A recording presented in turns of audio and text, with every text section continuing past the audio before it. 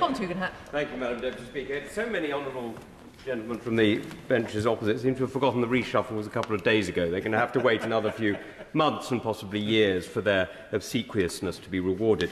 May I suggest that we are in a somewhat through the looking glass world? Because over the last few hours, we've heard some very clear questions from the Honourable Member for Kenilworth, who's no longer in his place, who has explained that we're going through a circular argument of legal intervention that comes to absolutely no response. And yet, on the other side, all we're hearing is the ChatGPT-generated press releases, I rise to speak, I rise to speak, I rise to speak. ChatGPT knows you're there, but that is an Americanism that we don't use. But still, keep using it, because it makes it clear that this place has become absurd. This building, this chamber, is a waste of time, a complete waste of time, when our electors hear and our fellow citizens hear that actually we've listened to the arguments of Mauritius, we've listened to the arguments of China, we've listened to the arguments of India and the United States, but we're not willing to listen to the arguments of Britain.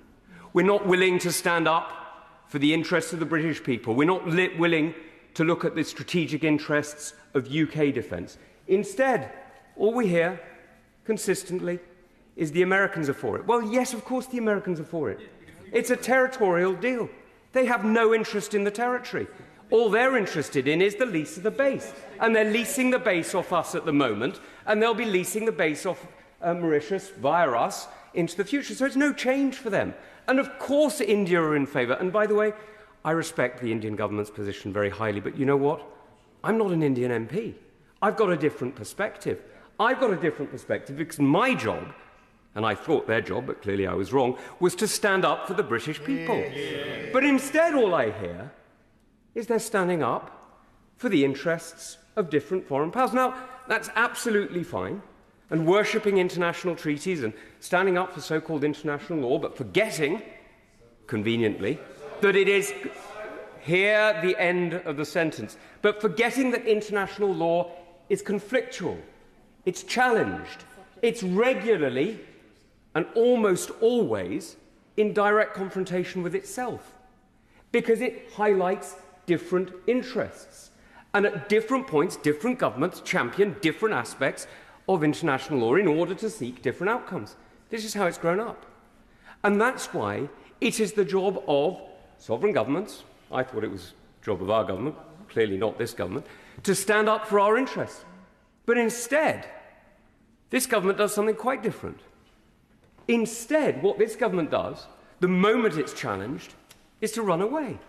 Brave Sir Keir bravely turned his tail and fled. This government has decided that instead of fighting for Britain's interest, all it will do is turn around and capitulate. Now, the problem with this is that this isn't just... I won't. The problem with this is that this isn't just about these islands. It's not just about these issues that we're debating today. It's about the way in which governments approach these debates. And just in case we're under any doubt as to the nature, the changed nature of the use of law against us, it is worth looking completely accidentally, completely coincidentally, at the timeline of these events. So we know, because we've heard, because colleagues have mentioned, that in the 60s this deal was done and the payment was made and Mauritius accepted and we moved on. Just after the Falklands War, a legal action was begun using Mauritius and extending a claim.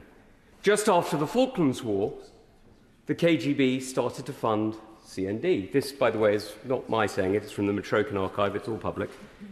Just after the Falklands War, when the Russians realized, when the Soviets realized that they did not have the military power to defeat NATO, they started experimenting with lawfare. And we've seen them do it again and again and again. And if you'd like to read reports on this, Policy Exchange very kindly published a report by me in 2013 and another one in 2015, Fog of Law and Clearing the Fog of Law, for those who have trouble sleeping. And Since then, we have seen lawfare grow. We have seen states using the power of lawyers against the interests of the British people time and again. And the trouble with this capitulation, the trouble with the capitulation that we're seeing today, is that it's not just about Diego Garcia. It's not just about these islands. It's not just about this interest. It's about the question as to whether or not this government will stand up for the British people and for our security and for our interests. Because let me sketch out a hypothetical situation for you, Madam Deputy Speaker. It is possible, I hope it isn't necessary, but it is possible that British troops are asked to do some peacekeeping, for example, in somewhere like Ukraine. It's possible that they'll have to leave at a moment's notice with the equipment that they've got and not the ability to re-equip, but simply to go with the best that they have today. It's possible countries like Russia will object. Now, we know, because we've seen it happen in the 90s, late 90s, all the way through the 10s, 20s and 10s, the 2010s, forgive me, that the Russian government and others have encouraged legal action against our armed forces. And I'll be honest with you, governments since 1999 have been poor on this. Labour governments initially, Conservative governments afterwards, but have been poor on this. But it was very welcome that Lord Cameron stopped this, recognising that there was a different position that could be taken. Now, sadly, what this does is it reverses that point. It reverses the presumption that our government, the British government, will represent the legal interests of the British people and fight these cases. And instead, what they will do is they will capitulate. Now, the problem is, capitulation is what got us to this problem in the first place. You can look at the Bici case from the late 90s, from Kosovo, where we settled rather than fighting. You can look at cases in Iraq and Afghanistan where we settled rather than debating, rather than going to court and finding a judgment. Because what we did is we created precedents, and I'm afraid what this government is doing is creating another precedent. Now, I know that he will say, and I'm delighted that the governments of the Falkland Islands and Gibraltar and many other places have correctly said that this has no connection to them. And they are right that this has no connection to them. They are right that this has no connection to them. But they are sadly mistaken in thinking that this means that nobody will test that case. Had he been here at the beginning of the debate, he would have been welcome to contribute, but I'm afraid, given he has such a passing interest, I'm sure he won't mind if I carry on. But the reality is that it is not up to the person who is pursued by law as to whether or not they will be challenged. It is up to the aggressor. And we know who the aggressor is. We know who has been using lawfare against us. We have seen it time and again. And I'm afraid what this does is concede that point. Now, I'm fascinated to see that so many members of the benches opposite feel that they had no choice but to conclude a negotiation admittedly begun mistakenly, in my opinion, by a Conservative administration. And yes, I did write to the then Prime Ministers, both of them, complaining about it and pointing out the error of their ways. I was a minister and I wrote about it and I complained about it. And actually, so did the Lord Murray of Blidworth, I think it is. I'm going to get his name wrong. Forgive me. That's one for Hansard.